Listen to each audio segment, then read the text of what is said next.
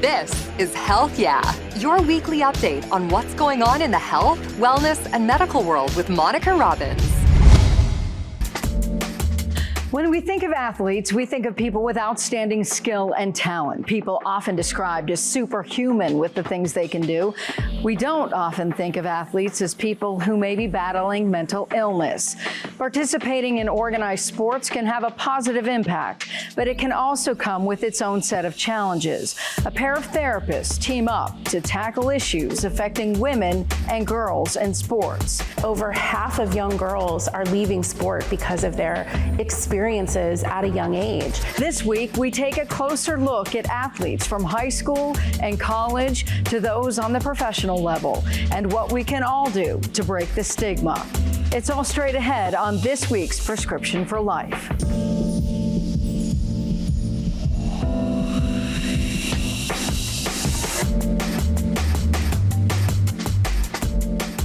Hello, and thank you so much for joining us. I'm Monica Robbins. Good mental health is important for everyone, especially for athletes, where the mind-body connection is key. Research shows that between 5 and 35% of elite athletes report a mental health disorder. Over the years, we've seen athletes from Michael Phelps and Naomi Osaka to Kevin Love open up about their mental health struggles, making it less taboo. And during the 2020 Games, Olympic gold medalist Simone Biles shocked the world when she withdrew from competition, saying she was having the twisties. That's when gymnasts experience a mental block and lose control of their body in midair. Biles has since become a mental health advocate, spreading the message that it's okay not to be okay. We turn now to a sports psychologist for some of the warning signs that someone may be struggling. Joining me now is Cleveland Clinic sports psychologist Matthew Sacco. Thank you so much for being here. Thanks for having me. So, mental health in athletes, we want to think that they're superheroes, but the truth is they're just like the rest of us. They're superheroes when it comes to physical prowess, but when it comes to their mental health, how common is it that they're dealing with the same types of mental problems that we are? It's very common because they are, in fact, just a subset of the normal population. So anything that any of the rest of us that would be experiencing would be exactly what an athlete at any level would be experiencing or could be experiencing. So are there any mental health illnesses that they deal with that, are more common? Certainly, I would say maybe anxiety as it relates for an athlete when they start to get ratcheting up into performance and things like that. But I don't know if the statistics would bear out that they somehow are more prone to anxiety disorders than just any of us would be. It's the normal gamut of mental health issues that they would be experiencing like the rest of us would be. So one would think depression, but maybe overtraining? Yeah, that's something that has gotten, I think, a lot more into the vernacular and the conversation with mental health than for quite some time. There's a lot more connection in relation to that, to things like when we start talking about burnout. We've seen the results of that, especially with young athletes, for quite some time. When that athlete, we would say, well, they might just be burnt out from their sport. And it was more of an anecdotal kind of way of saying it, or they just didn't want to do it anymore. Now we start to look at the more complete picture that includes what happens when someone's physically worn down and the effect that that has on their psychological well-being when they no longer are engaged in doing the activities that they like and the activities that historically may have provided them with some benefit as it relates to their depression, their anxiety. There's a lot of sports that depend on weight. So eating disorders? Yeah, there are yes, there are a high propensity, I think in part because athletes in particular sports are so heavily scrutinized. They're typically, as you work your way up into intensity and maybe from that high school to collegiate and to the professional levels, they're under a lot more frequently under a doctor's care. So you do get feedback on weight and you get feedback on body composition and things like that. Any sport any sport that has weight classifications, wrestling, boxing, fighting, whatever it may be, much more prone, because there are instances where needing to lose very specific amounts of weight in short periods of time or gain weight in periods of time can encourage very unhealthy eating. Some may be able to be restricted just to those moments, but it doesn't mean that the impact on the body isn't pretty severe. And sports that have an aesthetic quality to them. We look at athletes, we see them in those very vulnerable positions, in those, their uniforms, whether they're leotards, whether they're really short tracksuits. We look at body physique, and anything that has that aesthetic quality, athletes are standing in front of the mirror as well, so they're seeing that. What about sleep disorders? Because I can't imagine when you have a huge competition coming up, just like the rest of us, we can't sleep at night. Yeah, and in addition to that, there's more of an anxiety, there can be more of an anxiety component to that, where it's tough to turn the mind off, and it's tough to then slow the body down. I think there's a lot to also be said about athletes who are, we see this in professional sports, that are required to travel across time zones. We've got the Olympics coming up. It's more than just time zones. So trying to get set in that time zone that you're in for a period of time to get your body adjusted to a new sleep pattern. That doesn't include the anxiety piece. That doesn't include the feeling overwhelmed piece. Yeah, those would be the kind of things, especially acutely, that we would fully expect. It's also a lot more difficult to manage acutely if you haven't really been talking about it over the long haul, to say, okay, when you're going to get to this point, we should probably talk about something we refer to as sleep hygiene, just the basic kind of components to what goes into a healthy night's sleep or contributes to that. What about traumatic stress or PTSD? Yeah, I think that is an area where the easiest anchor to have that conversation, I think, is probably what we've seen around the gymnastics world in particular, where we've seen the abuse that has occurred, and the now, I think, more long-term people's willingness to talk about what happened, and those are the kind of things that kind of sexual abuse and the rampant sexual abuse that occurs in our country that leads anyone to have a traumatic response. It doesn't have to be specifically of the sexual nature. Coaches who may be volatile, screaming, yelling, throwing things. You don't know where someone's coming from as an athlete, their background.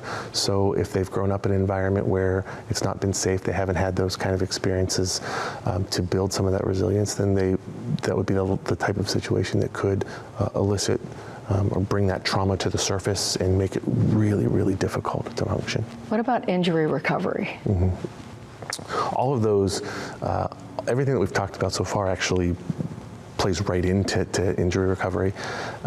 There is a direct connection between how our body's physiological ability to manage the stress response and the impact on healing and recovery in all of those things: anxiety, depression, eating disorders, or we also say disordered eating, where it doesn't rise to that level of a pure eating disorder.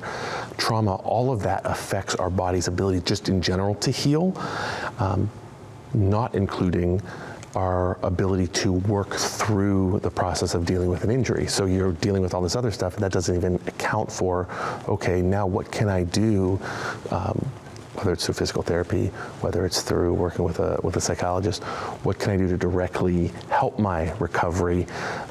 Sometimes we don't even get to that point if someone's dealing with more complex things to begin with. Is mental health now becoming part of training, or is it still, suck it up, you got to work through it? Both, yeah. I wish I could say that it was just the standard of training, and that's kind of where we were at. And I think in really good comprehensive programs, people who have athletes that keep coming back and are doing well, I think they're the spokespeople for the need to focus on mental health. We've seen that with a variety of professional athletes who have come forward and really kind of advocated for that. It's a great way to start the process. but you can throw, you can throw all that out the window because there's just as many who have that mentality that suck it up, pull yourself up by your bootstraps and move on, which realistically, especially developmentally, reinforces this idea is I'm going to stuff it in. I don't want people to know that I'm injured. Because there's a vulnerability component to it, and it makes it a lot harder when they get to the advanced levels, high school, college, to then all of a sudden, because we know colleges are doing a much better job of addressing mental health, but if you haven't really been set up to do that to begin with, it's really difficult to imagine why all of a sudden, oh wow, it's okay to talk about this stuff. So we have a long way to go because it still is in our culture to just push through, and not everything can just be pushed through. We also have a culture where we make them heroes when they're injured and they stay in the game. Yes. Yes. So that has to change. Because are we doing more damage? I think big picture, yeah, we are. And those people that apparently are able to be injured and push through, those that get the limelight, those that we kind of look to, are already at the most elite of the elite level. So there's likely to be something about them that's gotten them there that gives them that ability to say, okay, push through it. But let's not kid ourselves. A professional athlete that we are putting up on a pedestal that's pushing through it is completely under the care of a whole team of medical providers, physical therapists, athletic trainers, and a whole team of people that are giving them treatments, permissions. They're giving them feedback on whether they can perform. So I don't know how likely or how often it occurs where an athlete just throws all that caution to the wind and they're truly out there pushing through this injury. The one thing that comes to mind was the image in my mind of Kurt Schilling from the World Series years and years and years ago when he had the bloody sock on because he had the injury, and they kept focusing on that and what a warrior was to go through that. And it's, those are the types of stories that do lead to kind of a misunderstanding of really what's possible. I think of Kevin Love having a panic attack, turning around, going back into the locker room, and everybody questioning him, or Simone Biles, deciding I'm not going to compete in the last Olympics, and the heat that she received from that. The damage that, these folks are under the spotlight constantly, and none of us has any idea of what, when you get to that elite level, what that can possibly feel like. You take a collegiate athlete, you take a high school athlete, and even that small amount of scrutiny, what can that do to someone mentally? Yeah, I think that you've kind of described the process really well. I think in some instances, it may, let's use the Kevin Love one, for example, where we look at this as, he kind of acknowledged, talked about it. That wasn't the first time he had that experience, right? So he had been dealing with the building up of this anxiety, and in many instances, for whatever reason, had been able to cope prior. But when you talk to people who have had things like panic attacks, the most challenging piece of it is that there's this fear of not knowing when it's going to happen. So it's not like we think, well, if he knows that that's what's going to happen, that's not how it works. They kind of can come out of nowhere. People may have this, kind of predisposed level of anxiety, and finally, it's that straw, that final straw that broke the camel's back, that pushed the person over the edge. And I think that it does lead to, the Kevin Loves, the Simone Biles, the folks who have the resources, who have the people around them. Yeah, they took a ton of heat for that stuff and wouldn't want to trade places with them for the world. But they had outlets, they had people. I think that there are those that don't, those that are trying to push through, those that are trying to perform, whether it's for a local, regional, whatever kind of coach that I think they benefit from seeing that, but I think that there's also a lot of pressure on those folks because they just keep pushing and pushing and pushing because there's no other. And they want to get to that level, yep. So they have every one of them, yeah. But in Biles' case, when she explained she had the twisties, and you have a gymnast who is not at their game, they can kill themselves, literally.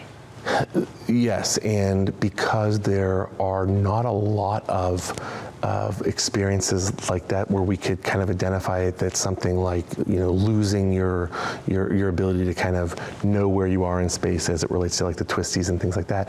There aren't a lot of things that we can relate to that would give us some empathy towards the danger. I mean, there are not a lot of things that any one of us would be doing that we're, if we lost kind of that focus, that we run the risk of catastrophe. I mean, most of us might say, "Ooh, got a little dizzy, let me sit down." Like, we're not in a position where it has that risk. And so it's very difficult, especially with the Olympics and at that level where people almost feel like those athletes, they're representing our country, they owe us something, and it can get pretty nasty pretty quickly, and empathy goes out the window. So let's talk about signs to look for the average athlete, even the weekend warrior. What are the things to look for when somebody might be having an issue relating to, any sport? Yep. So I would look at that in two parts. One would be things that the individual themselves could recognize within themselves. So I think we talked about some of these, like if you're having difficulties with sleep, maybe there's some appetite changes, you feel more irritable, moody, things are just not right. Oftentimes it's just like, I don't know why I feel the way that I do, or little things are overwhelming me. So if you're recognizing those signs in yourself, then that's a great time to think about, okay, what can I do to maybe explore this a little more? And that would be where a therapist, a psychologist, a counselor, friends, I mean, you could start there, colleagues. Similarly, if you're a loved one or a person who is responsible for, whether it's a parent, whatever it may be, if you're starting to see some significant changes that worry you, things that are, appetite changes, sleep changes, mood, irritability, as a parent, if that ride to practice starts to feel different, like not just they're anxious, nervous about going, but they adamantly don't want to go, or you're noticing other behavioral changes. I think that those are absolutely warning signs, red flags to say, maybe we need to do a little bit more here to investigate what might be going on. And if it's not with you, because oftentimes with kids, it's hard to kind of, as a parent, get them to talk about that stuff depending on their age, then absolutely reaching out, starting maybe with a pediatrician, say, hey, who would you recommend that I might be able to get my kid set up with, or if you know somebody, starting that process of finding professional help for them, because it's a lot easier, it's ridiculous as it sounds, for people to go in and talk to a stranger about this stuff where they don't worry about disappointing someone or this information being shared somewhere.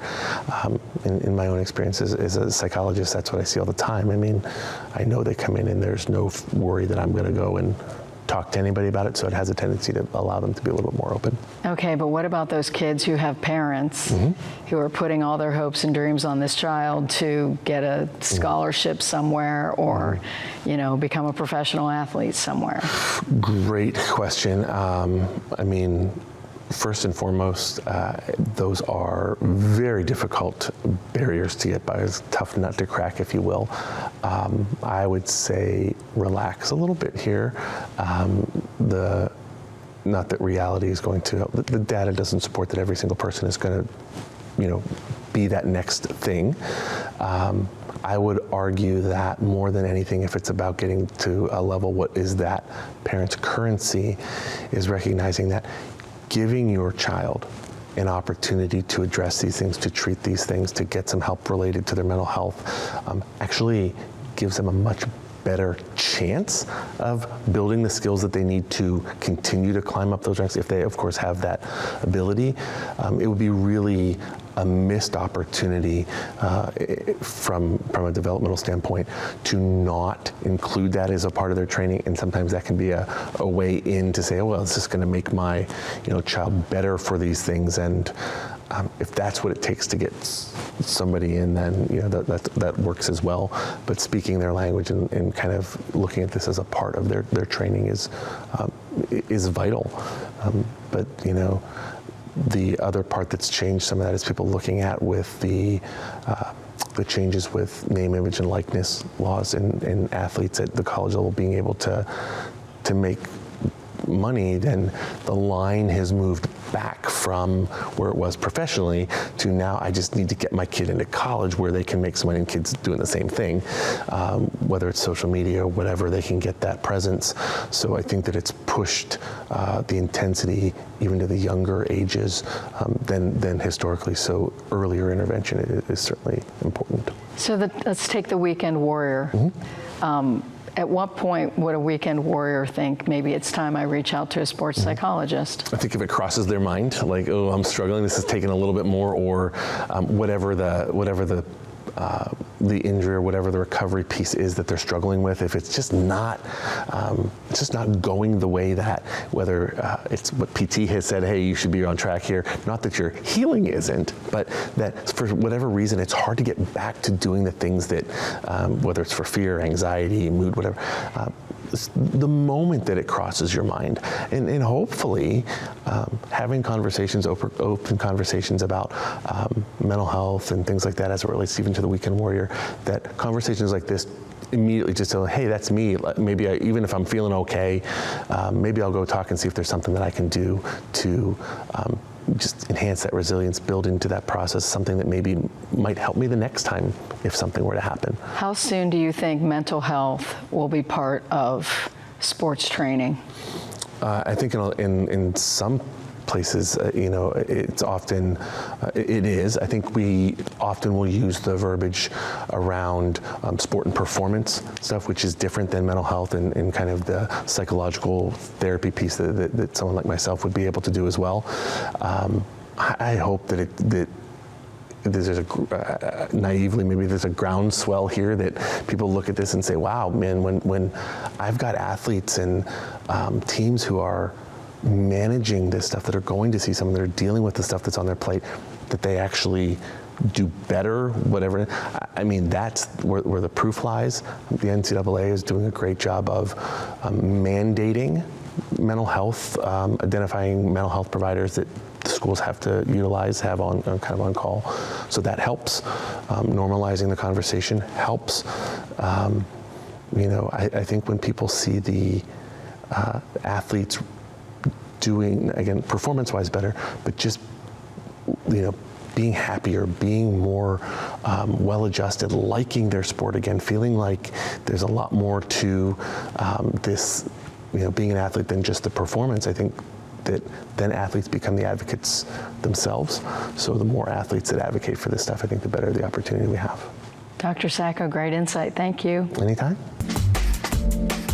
Still ahead, a duo sounds the alarm when it comes to girls and women in sports. Didn't just come and end with sport. It continued on for these folks, oftentimes for a lot of them, their entire life. Two licensed therapists share firsthand accounts from women of all ages about the mental health challenges that stem from competitive sports that often follow them for the rest of their lives. Our colleagues in Portland, Oregon share their story. It really came out of such a love and passion for women in sports. Tiffany Brown and Katie Steele are licensed therapists who've dedicated their careers to advocating for athletes' mental health. It's not just a new phenomenon, it's just that it's new in terms of being able to be talked about, even though people have been feeling it for so long. It's a topic Steele connects to on a personal level, as a former collegiate athlete herself. I learned through my lived experience the impact, and so one of the biggest things in writing The Price She Pays is we learned that my story is not unique. The book highlights the tough realities women of all ages and competitive levels face in sports: depression, eating disorders, abuse, and mistreatment by some coaches. Often trends that latch onto women's lives for good. Didn't just come and end with sport. It continued on for these folks, oftentimes for a lot of them, their entire life. An NCAA study on college student athletes' well-being found women in sports experienced higher rates of anxiety, mental exhaustion, and body image issues compared to men. We wrote this book with an urgent call to action, knowing that over half of young girls are leaving sport because of their experiences at a young age. To help change that statistic with their investigation findings, the pair highlighted small changes changes coaches and parents can make to ease the mental impact that comes with competitive sports. We want to see change. This is not a book that we put out into the world to have it sit on a shelf and hope that someone picks it up here and there. While it can be difficult for athletes to improve their mental health after such vile treatment, it can happen, though triggers still come up. We were in Eugene for the track and field trials, and I had a visceral response. My body took over. It wasn't necessarily conscious memories that were coming back, but it was a body response of protection and preservation that I was surprised by. Steele says it takes time to heal, although noticing the internal triggers and feelings is a start in noticing there's something to work on. Knowing that the harm that is being done to young girls and women in sport is preventable and changeable, but we all have to be in the conversation together to do that. Daisy Caballero, KGW News. If you or someone you know is struggling with mental health, free confidential help is available 24 hours a day, 7 days a week by calling or texting the National Lifeline at 988. That'll do it for this week's edition of Prescription for Life. Thank you so much for watching. Join us next week for another dose. I'm Monica Robbins, wishing you and yours good health. Thank you so much for tuning into Health Yeah. Please find me on Twitter and Instagram at Monica Robbins. Like and follow my Facebook page, Monica Robbins WKYC. Find video podcasts at Monica Robbins channel on YouTube. And please subscribe. Wishing you great health and hope to see you again soon. Thanks for listening to Health Yeah with Monica Robbins from WKYC Studios. Subscribe now so you never miss an update. And find more on everything you heard here on WKYC.com and on the WKYC app.